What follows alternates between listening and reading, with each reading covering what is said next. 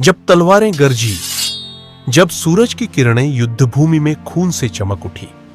1576 की वो सुबह सिर्फ एक युद्ध नहीं थी, वो मर्यादा और आत्मसम्मान के लिए लड़ी गई एक चिंगारी थी जिसने पूरे हिंदुस्तान को जगा दिया। जून 1576, हल्दी घाटी का दर्रा। सूर्य निकल चुका था और ठीक सूर्योदय के 3 घंटे बाद इतिहास के सबसे प्रतिष्ठित युद्धों में से एक की शुरुआत हुई। राजा महाराणा प्रताप ने अपनी सेना को 3 टुकड़ियों में बांटकर युद्ध भूमि में उतारा। उनका विशाल युद्ध हाथी रामप्रसाद मेवाड़ का झंडा लहराते हुए गर्जना करता हुआ हल्दी घाटी से बाहर निकला। उनके आगे आगे थे हकीम खान सुअर, जिन्होंने पश्चिम से मुगल हरावल पर सीधा हमला बोला। मुगल हरावल की अगुवाई कर रहे थे हाशिम बरहा, लेकिन राजपूतों का आक्रमण इतना तेज था कि उनकी सेना टूट गई। कई मुगल तो लड़ने से पहले ही युद्ध भूमि छोड़ भाग खड़े हुए। इतिहासकार बदायूनी ने खुद लिखा, हम पर आक्रमण बिजली की तरह गिरा। मुगल सैनिक कांटों और ऊबड़ खाबड़ जमीन में फंसते रहे। कोई चिल्लाया, भागो बनास नदी की ओर, और सैनिक जान बचाकर भागते गए।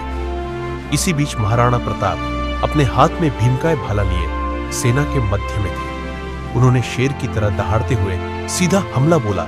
गाजी खान पर राजपूतों की गर्जना इतनी भयावह थी कि गाजी खान और शेख मंसूर भी युद्धभूमि छोड़ भाग निकले। मुगल हरावल पूरी तरह बिखर चुकी थी, लेकिन तभी मुगल पक्ष से मेहतर खान ढोल बजाकर चंद्रावल से निकला। घोषणा हुई कि अकबर की नई सेना आ रही है। अब युद्ध के असली रत्न हाथियों की टक्कर शुरू हुई। महाराणा प्रताप का शक्तिशाली हाथी रामप्रसाद अकबर के खास हाथी से भिड़ गया। दोनों के सिर टकराए, धरती कांप उठी।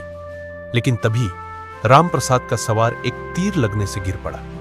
अकबर का सवार झपट कर रामप्रसाद पर चढ़ बैठा और मेवाड़ का गौरव रामप्रसाद को बंदी बना लिया गया। बदायूनी ने लिखा, उस दिन दोनों पक्षों ने ऐसे लड़ा जैसे जीवन से ज्यादा मूल्यवान हो सम्मान। महाराणा प्रताप हार नहीं माने। यह युद्ध एक संदेश था कि साम्राज्य से लड़ाई तलवारों से नहीं, मर्यादा से होती है। हल्दी घाटी सिर्फ युद्धभूमि नहीं थी, वो सम्मान की आखिरी चौखट थी, जहां एक राणा अकेला, घायल, लेकिन झुका नहीं। इतिहास ने उन्हें विजेता नहीं कहा, लेकिन आने वाली हर पीढ़ी उन्हें प्रताप कहकर सम्मान देती रही, क्योंकि कभी-कभी झुकना ही असली हार होती है।